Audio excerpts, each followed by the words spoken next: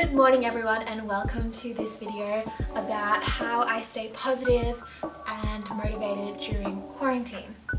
So I guess for the first 2 weeks I wasn't really like this. I was getting a bit anxious about the whole situation, and I was watching the news every day for long periods of time, and I guess that really fueled the anxiety in me, as well as it just being such a sudden kind of shift into this different period of time with all these restrictions being put in.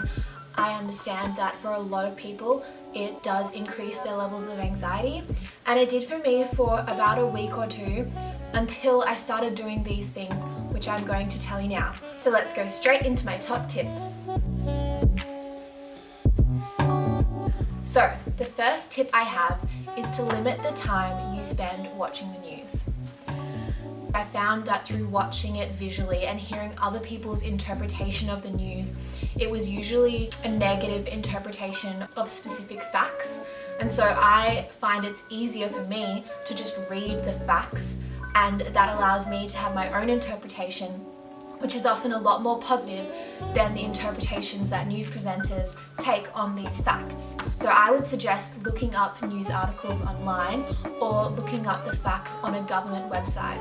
So what I do is I tend to look up the Australian government website and look at their facts, look at their figures and their charts, and that allows me to get an accurate representation of what is happening in my country. So if you don't live in Australia, maybe look at your own government website for wherever you live. I think that is a great tip, so that you aren't receiving all these different people's interpretations of the facts. And also, you don't need to look at it every single day. You can look at it every second day or every third day, so that you're limiting the time you spend looking at these things and thinking about these things. But I will note it is important to stay informed, because things are changing and can change quite rapidly with new restrictions being put in place or being taken away. So it's definitely a good idea to stay informed, but it's good to be mindful about how you are getting that information and from what sources. So now onto some more exciting parts about how I stay positive. So number 2 is to do some form of exercise every day. I know that it's quite hard for a lot of people who are used to going to the gym, and it was for me in the beginning, but really any form of movement is beneficial for your body and is really needed every single day.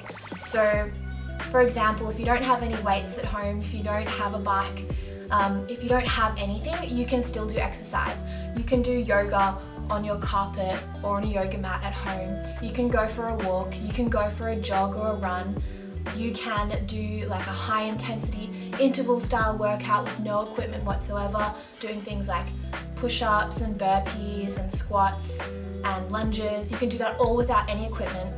And then if you do have some equipment, that just adds to the versatility of what you can do at home. So I really do recommend doing some form of exercise every day, even if it's just a 30-minute walk. If you're feeling really tired, just even going for that 30-minute walk, I assure you it will not only benefit your physical body, but it will definitely benefit your mindset, because it releases these endorphins in your body which put you into a more positive mood state. And I just highly recommend it. If you take one thing from this video, just please do some form of exercise, even if it's just walking. It's just so good for your body. And especially because we're sitting at home a lot more, our joints and our muscles can get quite stiff. So stretching as well, even just sitting on the ground and stretching is such a great thing to do for your body right now.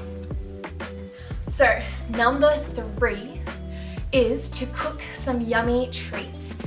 So I love cooking and I love food and I love treats. But you don't want to just keep on eating unhealthy things during this time, especially if you are doing a little bit less exercise than you're used to. It can be pretty easy to put on weight. So what I would suggest would be making a healthy treat once a week. So something like banana bread or my sweet potato brownies, which I'll put a link in the description box below. They're a really good option for a healthy treat that isn't too naughty. So not having lots of things like processed cookies and stuff like that. Instead of doing that, make your own healthy treat at home. It's a fun activity. I find cooking relaxes my mind because I just have to focus on the one thing that I'm doing rather than thinking of all these ideas in my head that could cause anxiety. So for me, cooking is like a form of meditation as well. So cooking something healthy and yummy, it's just a win-win all around. So I would highly recommend that. Number 4, keep in contact with your friends. So for a lot of people, this quarantine period can be quite isolating, especially if you are someone that is very social, and especially if you don't have a partner as well. It can definitely be very isolating, which then leads to things like anxiety and depression. So what I highly recommend is keeping in contact with your friends via social media or just via your phone. You can just call a friend or text them.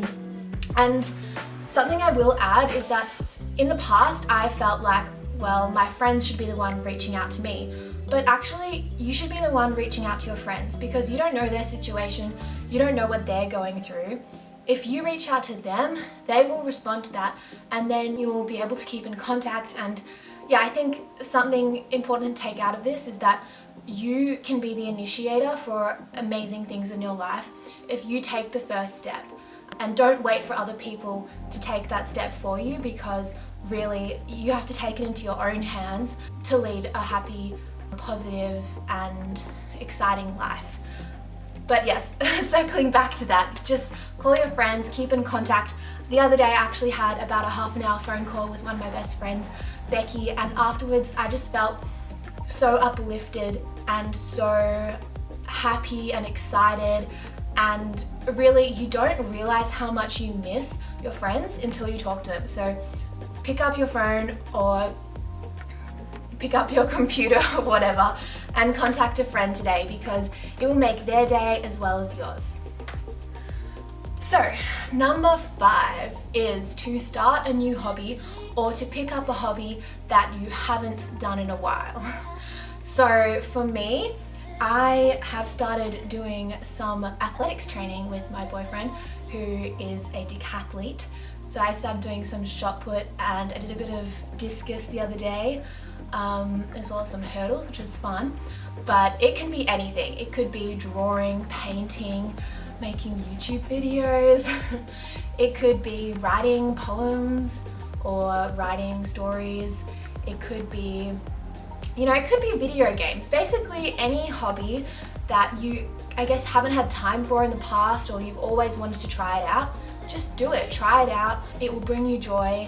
And if you don't like it, well, that's another thing off the list that you don't like. So now you've got more opportunity to try things you do like.